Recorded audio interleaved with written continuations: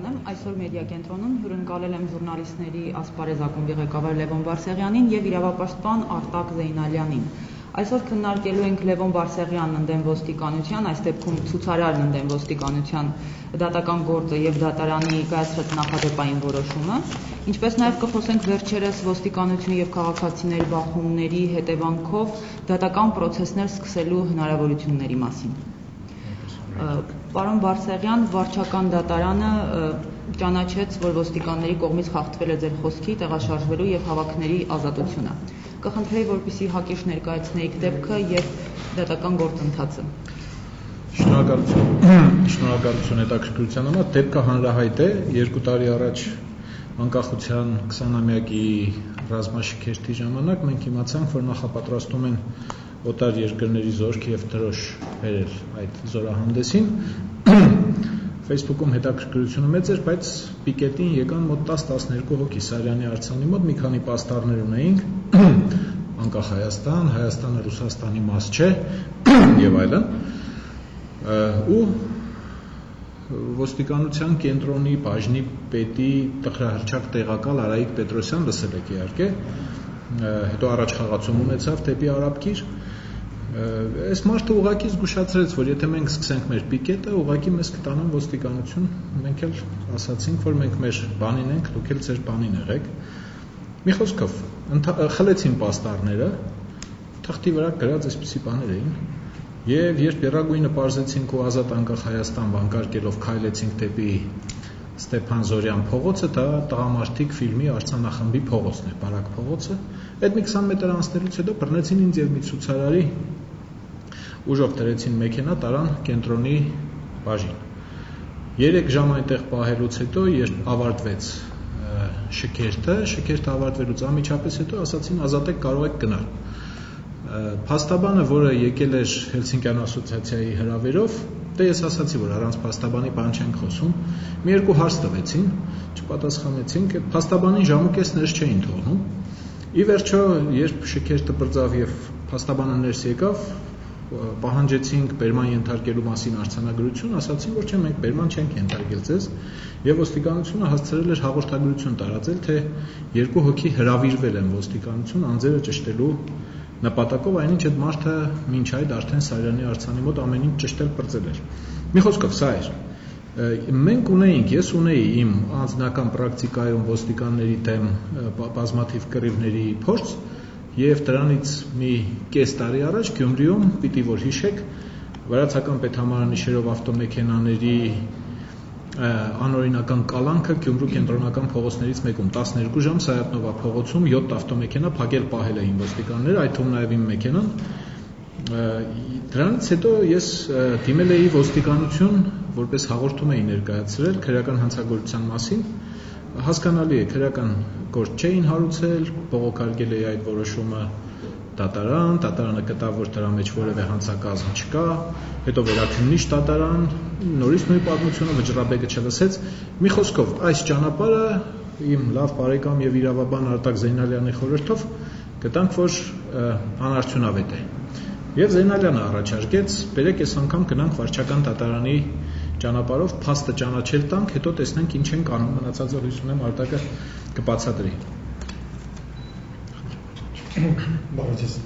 հարգելի հյուրեր, հարգելի հեռուստադիտողներ,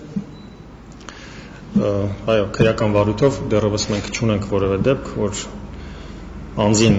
ազատությունից զրկելու համար որևէ ոստիկան ենթարկված լինի պատասխանատվության կամ ճանաչված լինի այդ անձի իրավունքների խախտման փաստը։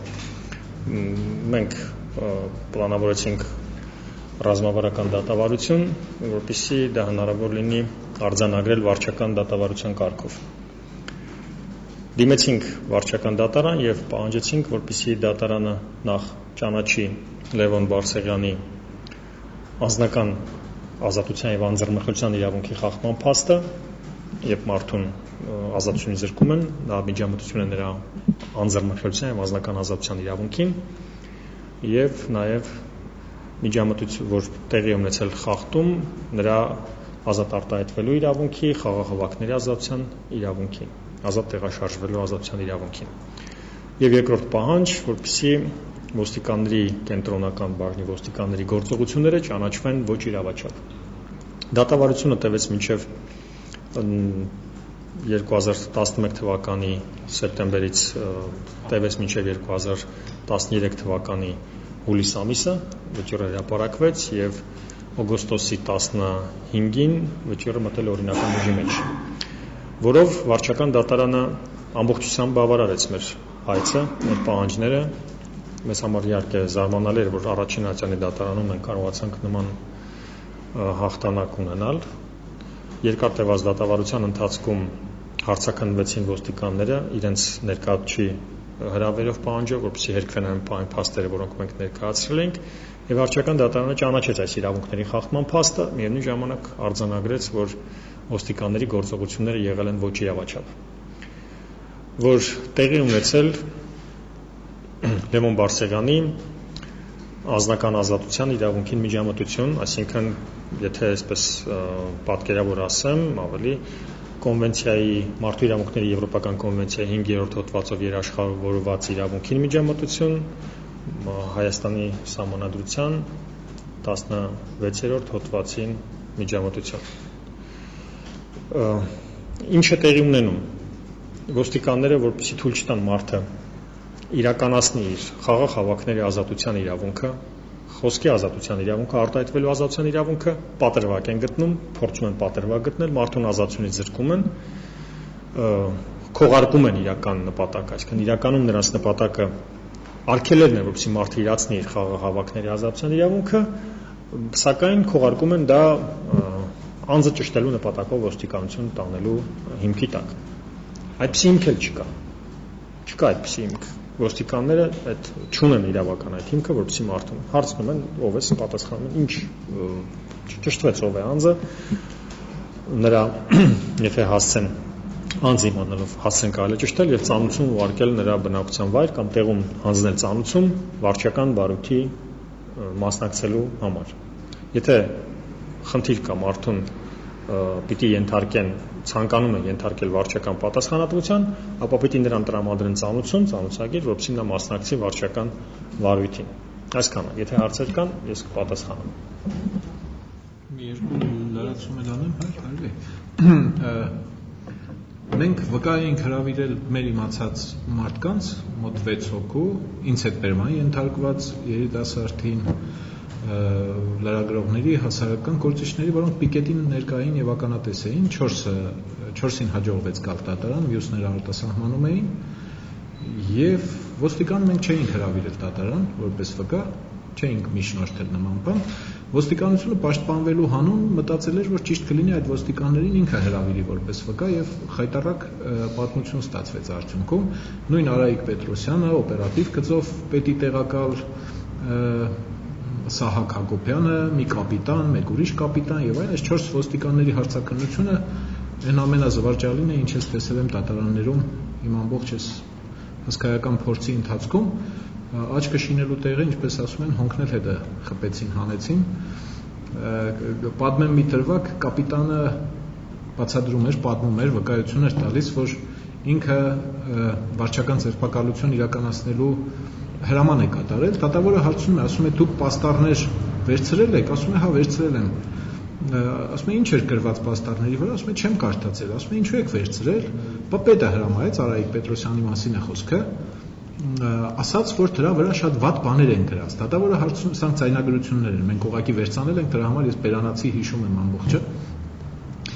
ասում է ինչ էր գրած, ասում է պետի օրինական հրամանն էր եւ շատ վատ բաներ էին գրած, դատավորն ասում է ինչ վատ բաներ, ասում է թե ռասիստական, հակառուսական բաներ էին գրած, երևի այդ երկու բառը այդ կապիտանի գլխում նույն իմաստ ունեն, հոմանիշներ են։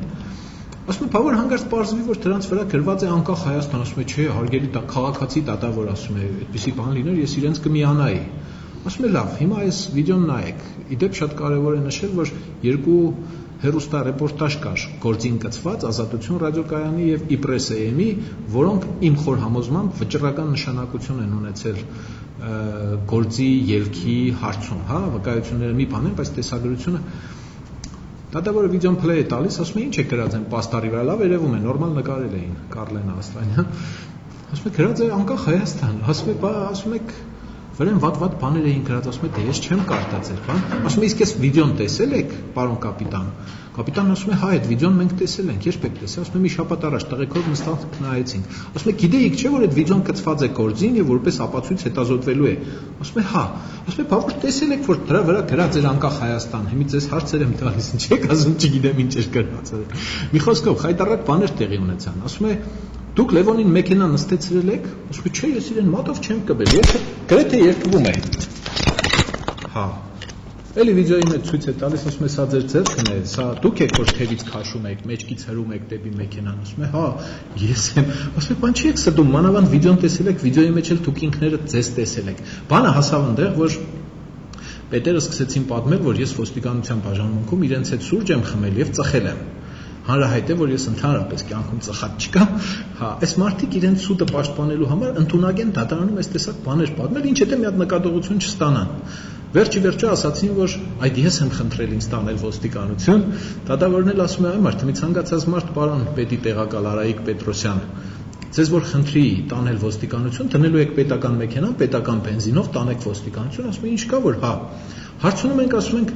մուտքը ելքը գրանցել եք, որ մենք մտել ելել ենք այդ ոստիկանություն, ասում է, չէ, մենք նույնիսկ բաներին, ինչ է, բերման ենթարկվածներին չենք գրանցում, բան։ Այս տեսակ անհեթեթ պատմություն իրենք ձեռով այդ 4 ոստիկաններին վկա բերելով կրակը գցեցին, թե ինձ ու այն տղային 3 ժամ էին պահել ոստիկանությունում, իրենք ստիպված եղան 4 հոգով երևի մարդամի 20-30 ժամ լինել դատարանում ու վկայություններ տալ, Խաչաձև հարցաքննություն եւ այլն, սուտ էր բերում մի անհեթեթ խայտառակ պատմություն եւ ի վերջո դատարանը Ռուզաննա Հակոբյան, վարչական դատարան, ինձ համար շշմելու վճիռ է կայացրել 50 էջանոց, մենք իհարկե կուղարկենք այդ վճիռը, չնայած դատալեքսում կա, հանգամանորեն ամբողջը ներկայացված է այնտեղ եւ առաջին անգամ է, որ ճանաչվել է քաղաքացու ազատ տեղաշարժի, ազատ արտահայտվելու հավաքների ազատության սահմանադրական իրավունքի խախտումը դատարանի կողմից։ Պլյուս ամենագլխավորը ասած արտակը անձնական ազատության եւ անձեռնմխելիության իրավունքը, որը ընդհանրացնում է այս ամբողջը։ Նաեւ միլիցիկ ինձ 8000 դրամ են պարտք, ինչեւ հիմա դիփոխադրեն։ Այստեղ խոսեցինք ոստիկանների ցուցմունք տալու մասին, արդյոք նախադեպային դարձնելով չեք շարունակելու գործընթացը։ Մենք մեր գործողությունների ստրատեգիական պլանների մասին հիմա չենք խոսի, չենք հրապարակայնացնի դրանց մասին խոսենք, երբ որ դրանք դարձյալ իրականություն դարձած լինեն եւ այլևս պիտանի լինի այլոց իրավունքները պաշտպանելու համար։ Նախադեպային ուղղակի պայմանական ասած է նախադեպային, լրագրողական լեքսիկոնով կարելի է ուղղակի ասել նախադեպային է վճռաբեկ դատարանի որոշումը։ Սա փափուկ նախադեպ է, այսպես կոչված, եւ այնքանով որքանով բոլոր մարդիկ հավասար են օրենքի առաջ եւ օրենքը պիտի լինի կանխատեսելի բոլորի համար, ինչպես է այն կիրառվելու, այդքանով սա պարտադիր է նաեւ միշտ դատարանների համար։ Այլ գործերով կարող են անձինք այս Լևոն Բարսեղյանի գործով կայացված դատական ակտի մեկնաբանություն, դատական ակտով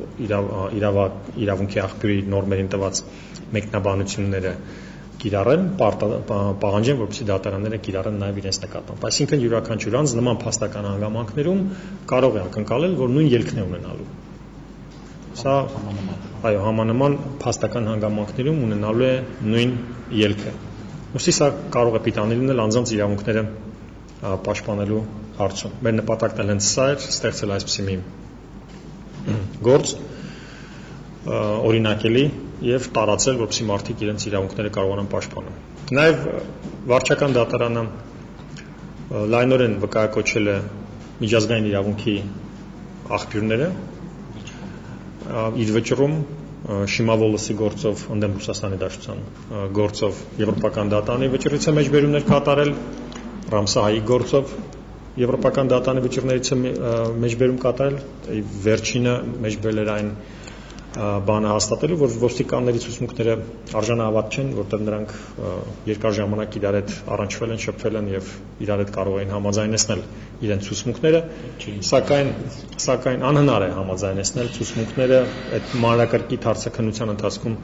նրանք բացահայտեցին, որ ամբողջությամբ ստի ու կեղծիքի վրա է հենված իրենց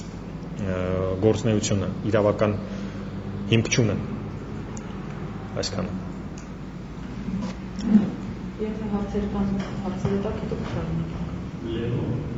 իրականություն դիմել որտեղ կամ դատարան որպեսի կատարողական տեղ կա, այդ 8000 ստանդարտը։ Արմեն ջան, ինչ որ ժամկետներ կար, թե մի ամիսը որ վճռը ուժի մեջ մտներ, օգոստոսի 15, բոլորը արձակվեց էին բան եւ այլն, եւ բնականաբար, եթե ինքնուրույն գլխի չընկան, որ վճիրը իրենց է վերաբերվում 8000 դրամը դիպուկություն, հա, Զեյնալյանը կասի ինչ անի։ 8000 դրամը չի հասել, բայց ուղղակի Շարունակության մասին մենք ձեզ տեղյակ կպահենք, անպայման շարունակություն ունենալու է, բայց կարծում շատ ավելի հետաքրքիր, քան ձեր հարցի մեջ կար որոշակի պատկերացում։ Չէ, բանը, 2 թվական մինչև նոր գործը ԴՀԿ-ի բանը ԴՀԿ-ին է երևի հասնելու, եթե ինքնուրույն գլխի չընկան, որ փոխհատուցելու են։ Կփոխհատուցեն, այս վճիրը կավարտվի, հա, կսպառվի այս մի գործը։ Շարունակությունների մասին հետաքրքիր ուշագրավ գաղափարներ կան, անպայման կիրազեկենք մենք հանրությանը, թե ինչ պիտի անել, որպեսզի այսպես թեթև չպրծնեն, էլի այս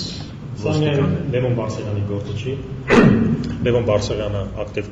հասարակական գործիչ է, իրավապաշտպան է եւ իր իրավունքները պաշտպանելով նա պաշտպանում է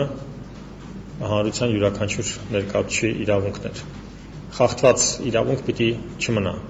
որքան որ դա հնարավոր է։ Այսինքն յուրաքանչյուր իրավունք, որը խախտվել է, պիտի փորձենք վերականգնել, որպեսզի այլոց իրավունքները եւս չխախտվեն։ Տվյալ դեպքում իրավունքի խախտման զոհը եղել է Լևոն Բարսեղյանը,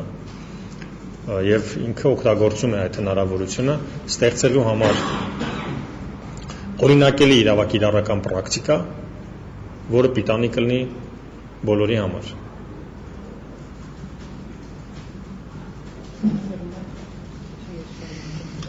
Ես կուզեի նաև ձեր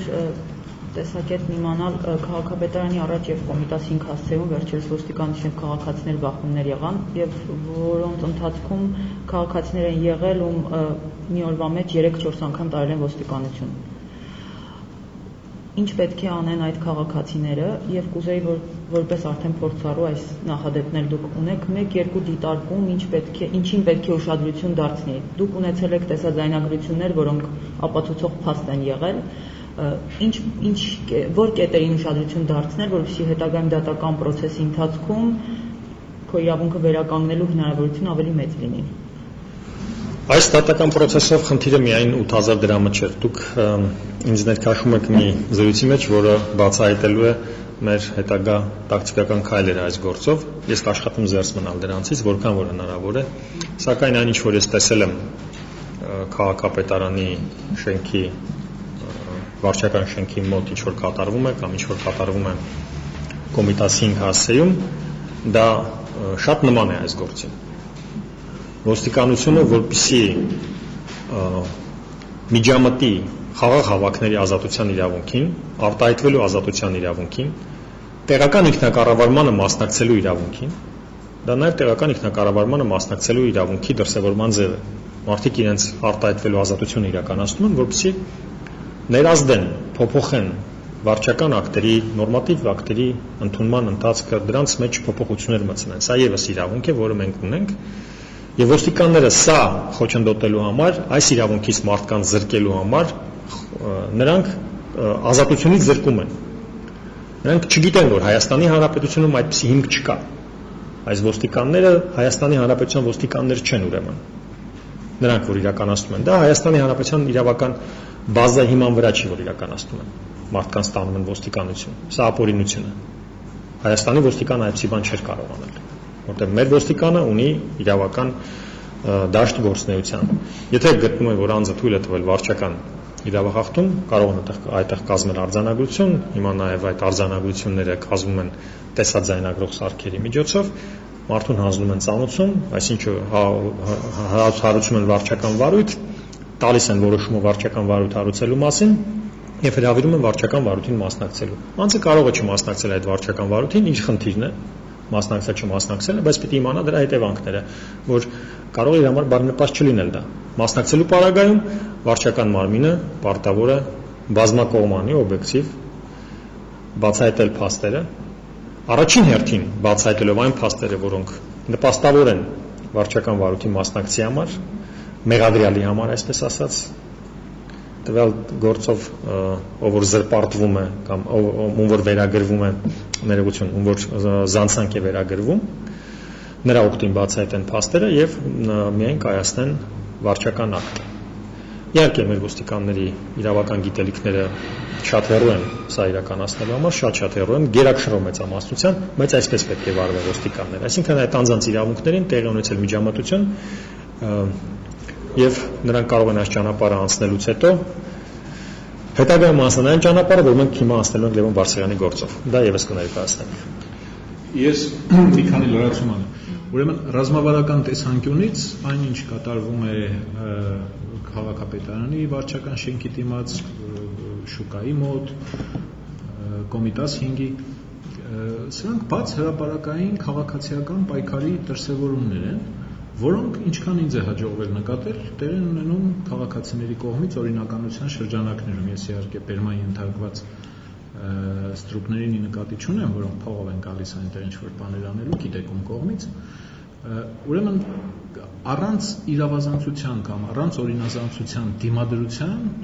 մեթոդներից են սրանք։ Պիկետն է, ցույցն է, վրանն է, չգիտեմ, պաստառ փակցնելն է եւ այլն եւ այլն։ Շատ կարևոր է այդ ամբողջը նաև ցուցարարների կողմից փաստագրելը, որովհետև դա պետք է կա։ Լրատվամիջոցները կարող են տեղում չլինել, բայց նկատած կլինեք, որ ոստիկանները ամբողջը տեսագրում են, որպեսզի իրենք իրենց զանցանքի մեջ մեղադրելու կամ չգիտեմ տուգանքի հիմքեր ունենալու համար ինչ-որ տեսանյութեր, ֆոտոնյութեր ունենան, լավ կլինի, որ ցուցարարները նույնպես ունենան իրենց գործողությունների տեսալուսանկարահանումներ, դրանք կարևոր բաներ են, որպեսզի իրենք ձեռքում լինեն։ Ես մի օրինակ բերեմ հիշեցնեմ 2008 թվականի մարտի 2-ին, մարտի 1-ի հաջորդ օրը Գյումրիում նախատեսվում էր նախորդ օրվա հանրահավաքը շարունակել եւ ես ու բազմաթիվ քաղաքացիներ գնացինք, որպեսզի մուտք գործենք Գյումրու թատերական հրապարակ, ոստիկանները վարչության պետի տեղակալ, քաղաքի ոստիկանություն եւ այլն, բոլորին ուղղակի դուրս էին մղում այդ հրապարակից, այդ թվում նաև ինձ մի քանի անգամ փորձեցին արգելել մուտք գործել այդ հրապարակը, վերջը չենթարկվեցի, բերման ենթարկեցին 16-17 հոգու հետ, ի վերջո միայն ինձ վարչական վարույթ հարուցեցին եւ դիմեցին դատարան վարչական պատասխանատվության ենթարկելու հոդվածը չեմ հիշում 50,000 դրամի տուգանքի մասին է խոսքը։ Բողոքարկել, վճռաբեկ, այն ժամանակ վերաքննիչ չկար վարչականին։ Հիմա այդ գործը Մարդու իրավունքների եվրոպական դատարանում է, մի քանի անգամ հարց ու պատասխան եղել է Հայաստանի իշխանությունների եւ մեզ հետ, սպասում ենք որոշմանը, թե ինչ կլինի։ Ինչն է կարևոր, ուրեմն իրենց բոլոր այդ համանման գործողությունների հիմքում, ինչպես այն ժամանակ, այնպես էլ հիմա, այսպիսի ձևակերպում են օգտագործում ոստիկանության օրինական հրամանը չկատարելու հանգամանք են բերում։ Ուրեմն այս դատաքննության ընթացքում էլ պարզվեց, որ ոստիկանների ճնշող մեծամասնությանը համառորեն թվում է, որ այն ինչ արտաբերում է պագոնավոր ոստիկանը, դա արդեն օրինական հրաման է։ Այսինքն օրինական պահանջը չեք կատարել, դրա համար ձեզ տանում ենք եւ այլն, ասում ենք այ մարդ, այդ օրինականությունը հիմնավորեք։ Դու ասես վերնաշապիկը թանի, ոստիկան ես, ասում ես, ով ասաց, որ դա արդեն օրինական է։ Մի մտի հրապարակ, մի մտի այսինչ տեղը, մի դուրս եկ այսինչ երթին։ Դա դեռ չի նշանակում, որ այդ պահանջը օրինական է։ Ռազմավարական տեսանկյունից, եթե մարդը հրապարակային բաց քաղաքացիական պայքարի մեջ է մտել, պիտի պատրաստ լինի, որ այդ ամբողջը ինքը պիտի անի գործող օրենսդրության շրջանակներում, հա, գանդիական տեսությունն ասեմ։ Մյուս ուղղությունը ինչ է անունը, կուբայական հեղափոխականների մոտեցումն է, երբ մարդը գտնում է, որ բոլոր միջոցներով է ինքը պայքարելու եւ իրավունք չունի այդ դեպքում մանիպուլյացիաների դիմել, մի դեպքում ասել իմ պայքարը օրինական է, ինձ տարեք դատարանում դատեք, մյուս կողմից զենքով վերցնի կրակի, հենց զենք ես վերցնում, դու իմանաս, որ քո դեմ էլ կարող են զենք վերցնել։ Հիմա Երևանյան այս ցույցերի ամբողջ պատկերը ինձ հանդիսանում է առաջին ռազմավարության մեջ։ Չկա ստեղ անօրինական ինչ-որ պայքար իրավունքների համար, ամբողջը ջահելությունը եւ ակտիվ քաղաքացիները, ինչքան ես եմ նկատել, տեղի ունենում օրինականության շրջանակներում։ Սա է։ Պարոն Զեյնալյան, Դմիտրի Հարությունյանին կալանավորելու հետ կապված դուք ինչպես եք դիտարկում իրավաչափությունը այդ գործողությունների։ Հասկանալի ինչ մասն է խոսքը։ Ես որքան որ հետևել եմ մամուլում եղած հրապարակումներին կարծում եմ ոչ իրավաչափ է։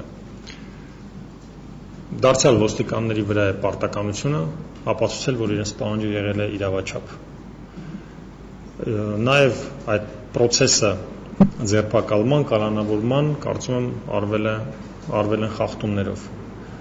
Այստեղ դարձյալ նպատակը սառեցնող էֆեկտ թողնելն է մյուս մասնակիցների, մյուս ակտիվիստների վրա։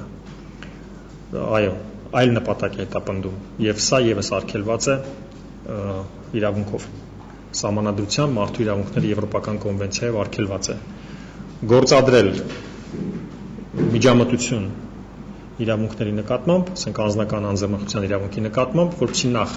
արգել են իրեն իրացնել իր խաղաղ հավաքների ազատության իրավունքը, բողոք արտահայտելու իրավունքը եւ նաեւ սառեցնող էֆեկտ թողնել այլոց վրա, ովքեր որ մտադրված են օգտվել այդ իրավունքից։ Որովհետեւ նրանք եւս դա չիրականացնեն, չանեն։ Սա այլ նպատակ է հետապնդում, քան իրականում դա ներկայացվում է։ Եվ այստեղ տեղի ունեցել խախտումներ, բազմաթիվ խախտումներ են տեղի ունեցել։ Սա իմ գնահատականն է, ինչ որ ես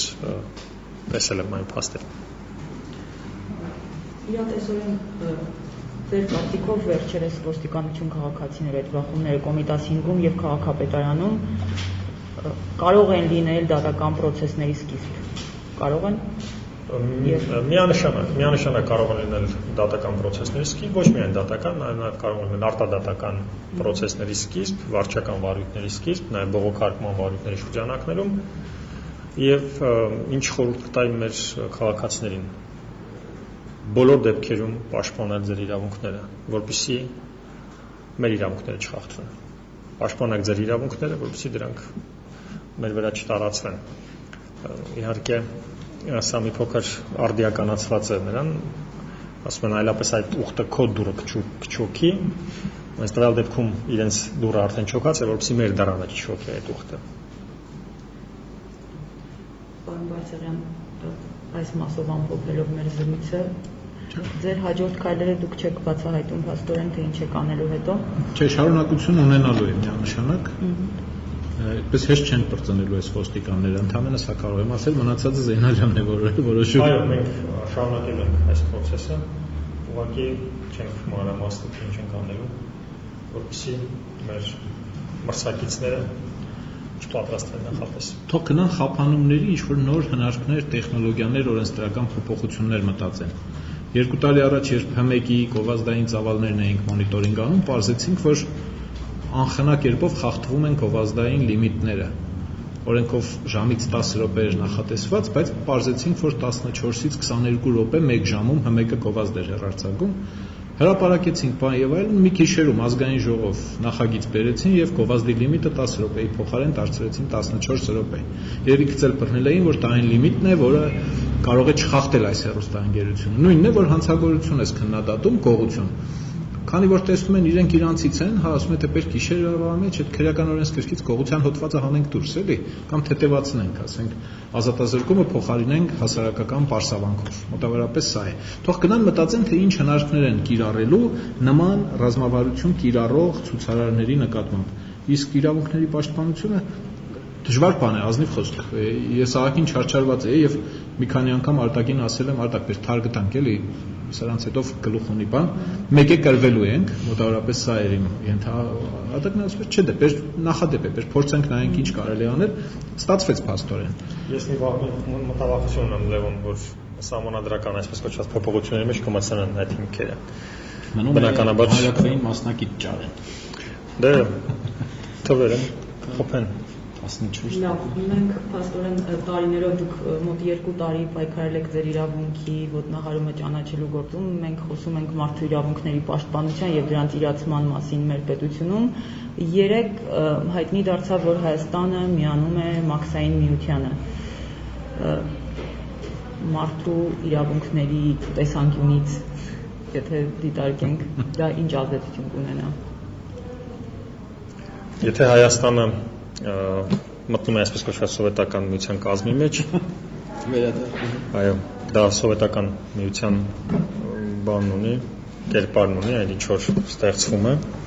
ուրեմն եվրոպական հեռանկարը պետք է մոռանալ։ իսկ Սովետական միությունը կամ դրա իրավաջորդ Ռուսաստանի Դաշնությունը շատ հեռու են իրավունքից,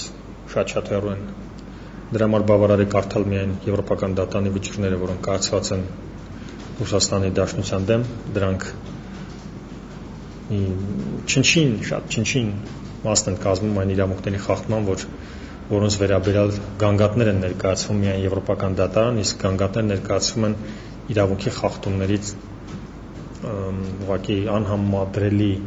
չափ փոքր քանակով։ Ռուսաստանի Դաշնությունից մենք այդ առումով իրավունքի պաշտպանության, իրավունքների զարգացման առումով ոչինչ չունենք վերցնելու։ Մենք այսօր Ռուսաստանի Դաշնությունից այս վիճակով անգամ շատ առաջ ենք եւ նույնիսկ մեր այս դժգոհություն առաջացնող վիճակը պայմանավորված է Պուտինյան Ռուսաստանի ազդեցությամբ Հայաստանի վրա։ Ես կարծում եմ շատ բացաբար կանադառնա Հայաստանի վրա իրավունքների պաշտպանության տեսակետից շատ բացաբար։ Կարծում եմ մեր խառնվածքը, մեր երազանքը Եվրոպան է։ Արևմուտքն է, որտեղ իրավունքների պաշտպանություն կա եւ մարդը անհամեմատ ավելի պաշտպանված է եւ հույս կա, որ լավ է լինելու, այսպես կոչված։ Ես չեմ տեսնում այդտեղ որևէ դրական բան իրավունքների պաշտպանության առումով։ Ես արդեն մի 14 ժամ է հետևում եմ մամուլին, հատկապես ռուսական աղբյուրները, տարբեր գիտնականների, նոմենկլատուրշիկների բերանով գովքն են անում, ուղղակի անուղղակի Հայաստանը որոշեց այսպես, իսկ Ռուսաստանը ողջունեց, այսօր առավոտել Ղազախստանն է ողջունել, որ Հայաստանը վերջապես որոշեց եւ այլն եւ այլն։ Ուրեմն ավելի խորքից երկու բան ասեմ։ Սերժ Սարգսյանը այն պաշտոնյան չէ, ով օժտված է Հայաստանի անունից նման թղթեր ստորագրելու, խոսելու եւ այլն, եւ եթե նախագահի պաշտոնից ենք խոսում, դա ուրիշ բան է, բայց Սերժ Սարգսյանը ոչ մի կերպ Հայաստանի ընտրյալ նախագահը չէ։ Չափազանց երևի միայն իրեն հայտնի չէ, որ ինքը չի ընտրվել։ Մնացած բոլորը իր մերձավորներից սկսած վերջացրած տնագներում 25 տարի ապրող գյումրեցիներ գիտեն, որ ինքը Հայաստանի Հանրապետության նախագահ չի ընտրվել։ Ինքը չի կարող նման բաներ անել, բայց 3 ասուլիսի ժամանակ ստորագրությունից այդ փակտորների հետևում բանակցություններից հետո ասաց, թե Հայաստանի ժողովուրդը գտել է այսպես, Հայաստանի ժողովուրդը որոշել է, որտեղից գիտես, եղբայր, կա նման որևէ հետազոտություն, կա որևէ հանրաքվեի արդյունք, որ իսկապես Հայաստանի ժողովուրդը գտել է այսպես։ Կամ եթե կա, եթե ինչ-որ դու մի հետազոտություն ունես եւ որոշում ես գնալ ասել, որ ախպեր ջան, մենք միանում ենք ձեր ակումբին, լավ իմաստով։ Բա մինչեւ այդ հանրության հետ ինչի՞ չես խոսում։ Մինչեւ այդ ենթադրենք շատ էլ լեգիտիմ ես։ Ենթադրենք հետազոտություններ ունես, հիմքեր ունես նման հայտարարություն ասելու։ Բա մի հատ Հայաստանում խոսի այդ մասին, հանրության հետ կիսվի, ասա ժողովուրդ ջան, շնորհակալություն, որ դուք գտաք, որ պետք է անդամակցել Մաքսային միությանը, գնամ ասեմ այն մարդուն, որ մենք ուզում ենք, դուք ուզում եք անդամակցել։ Չկա նման խոսակցություն։ Այսինքն շատ նման է հայ-թուրքական արձանագրությունների, հայ-թուրքական բանակցությունների այդ վերջի պատմությունների ծածուկ լինելուն, երբ մեկ էլ առավոտ կանուխ ելնում իմանում ենք, որ ահա այսպեսի, այսինքն նույն հաջողությամբ Հայաստանի անունից կարող է ելնել ասել, որ Հայաստանը որոշել է դառնալ OPEC-ի անդամ։ Հայաստանը որոշել է մտնել Մագրեբի երկրների խմբի մեջ, չգիտեմ, Կարիդան Ավազանի ինչ-որ միությունների մեջ է որոշել մտնել։ Այսինքն չափազանց անհիմն սա իր լիազորությունների անցում է։ Սերժ Սարգսյանը որպես իշխանությունը զավթած մարդ եւ Սերժ Սարգսյանը որպես նախագահ Հայաստանի, ինչպես կուզեք, լրջորեն անցել է իր լիազորությունները։ Էթիկական կողմին կանք 4 տարի շարունակ 200 պաշտոնյա Հայաստանից բանակցում է ինչ-որ մի ուրիշ միության կամ միավորման կամ ասոցիացման հարցի շուրջ։ Չենք կշռում, որն է լավը, որը վատը, սա չի հարցը։ 4 տարի այս մարդիկ բանակցում են, ինչ է, արտաքին գործերի նախարարություն, կառավարություն, չգիտեմ, փորձագետներ, մասնագետներ, ահռելի փող է ծախսվել։ Բանակցել ահռելի թվով փաստաթղթեր են, թարգմանություններ, տեղ հասցնել եւ այլն եւ այլն։ Զորհաբ Մնացականյան, ահռելի ապարատ է աշխատում սրա վրա։ Այդ մարդկանց ինչի՞ չարչարում, այ ախպեր ջան։ Այն գլխից ասա մեզ այդ հետաքրքիր չէ։ Կրկնակի խաղես, խաղ, այդ կրկնակի խաղերը քաղաքականության մեջ միայն միամիտները կարող են գնահատել որպես մանևրելու բարձր ունակություն։ Գոնե շախմատի հետ կապ չունենար այդ մարդը, աստված ջան։ Այսինքն այս տեսակ հարցերի մեջ նման ջրալի մոտեցում ոչ մի կերպ չէի պատկերացնում։ Երեկվա քաղաքական գործիչը չէ, հիմա ընդրված չէ, դուրիշ հարց է, բայց ահռելի քաղաքական փորձ ունես տակդ։ Մի խոսքով շատ բացասական իրավունքների պաշտպանության առումով։ Դուք կարծում եք, որ դա կվնասի, թե մենք քաղաքացիներս կպայքարենք այնպես ինչպես ծանոթ չենք ասոցիացիան համաձայնագրի նախագծի տեքստին, այնպես էլ ես պատկերացում չունեմ, եթե որևէ մեկը գիտի, թող ասի, թե ինչ է ենթադրում մաքսային միությունը, բացի այն ընդհանրական պատկերացումները, ինչ մենք կռահում ենք, սա, ասենք, սովետական միություն 2 մոտավորապես, հա, Սովետский Союз 2 են սարքում։ Չգիտեմ, գուցե դա միայն տնտեսական ինչ-որ ստանդարտներ եւ չափորոշիչներ են լինելու եւ իրավապաշտպանությունը ոչ մի կերպ կապ չի ունենալու կամ մարդու իրավունքներին որևէ կերպ չի տիպնելու, բայց ես լրջորեն կասկածում եմ։ Այսինքն սա Հայաստանը 20 քանի տարվա հարաբերական ազատությունից հետո գերի վերցնելու ազատություն ասենք, անկախություն ավելին ունեցած հարաբերական քաղաքական ազատությունից հետո գերի վերցնելու հերթական խոշոր process-ն է։ Ես երեք Facebook-ում համեմատել էի երկու կապիտուլյացիոն ակտերի հետ 20 թվականի Կասյանի հեռագիրը Լենինին թե նոյեմբերի 29-30 Սովետի զորքը Կարմիր բանակը ներողություն ներս անելու հետ կապված մյուսն էլ դեկտեմբերի 2-ի Ալեքսանդրապոլի պայմանագրի հետ։ Ինձ թվում է, որ այս շարքի մեջ վերջին 100 տարվա մեջ սրանք համարժեք բաներ են։ Երբ հանրությունը խաբար չէ, ինքը գնում այնտեղ ելնում միամիտ ասում է, տղեկ որոշեցինք միանալ ձեր։ Սեպտեմբերի 21-ին 2011 թվականի պլակատներ էր գրում Հայաստանը Ռուսաստանի Դաշնության մաս չի, ազատ անկախ Հայաստան, Հայաստան անկախ պետությունը։ Սրա համար էր գրում, որ Հայաստանի վերջո մնա անկախ, չդադարի լինելուց անկախ պետություն, իր ինքնուրույնությունը ունենա եւ գնա դեպի առաջադեմ աշխարհ Եվրոպա։ Բերեցին ռուսի զորքը մասնակցել տվեցին այդ շքերթին, ռուսական դրոշներ եւ Հայաստանի պաշտպանության նախարարը որոշեց, որ ռուսերենով է ողջունելու։ Ռուս ժողովրդի ռուս ազգի դեմ բան չունենք, չենք էլ կարող ունենալ։ Ես հեռու եմ այդ տեսակ բաներից, բայց այս տեսակ վարկ դրսևորել եւ ասել, որ հա մենք անկախ պետություն ենք, բան երեք երևաց ինչքան է անկախ։ Հասկանալի է։ Այդուհանդերձ անկախ ինչ-որ միությունների միանալուց հուսանք, որ Հայաստանի քաղաքացին ձեր նախադեպը ոստիկանության դեմ դատական process-ը կընդունի որպես խթան եւ կպաշտպանի իր իրավունքները նաեւ դատարանում։ Շնորհակալություն զրույցին մասնակցելու համար։ Դուք դիտում եք մեզ Ամեկ+-ի ինտերնետային եթերում ուղիղ հեռարձակմամբ։ Հաջողություն։ Շնորհակալություն ցեզ։